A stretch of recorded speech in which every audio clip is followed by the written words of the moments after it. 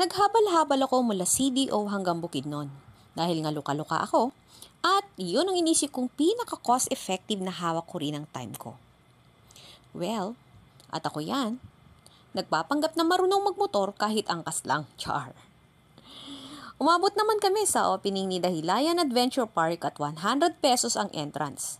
Yun na nga, ito ang kanilang mga activities. At dahil maganda lang ako, di ako mayaman, pinili ko ang Zip Challenge Package kung saan apat na ang pwedeng gawin sa halagang 1,000 pesos. Trinay ko ang longest zip line in Asia na 840 meters or almost 1 kilometer na. Ang sitting zipline na 320 meters, ang Phaeton roller zip ride kung saan walang nahita ang video ko. Pero exciting naman. Pero ang pinaka nag-enjoy ako ay ang drop zone kung saan may pa-free fall ka sa maling tao, charis.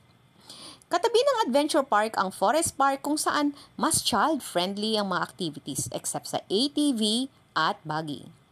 Well, gusto ko sanang itry ang Razorback Mountain Coaster at ATV, pero dahil wala tayong asukal de papa, in the words of Miss Deliciousness, ay siguro pagbalik na lang. Charot!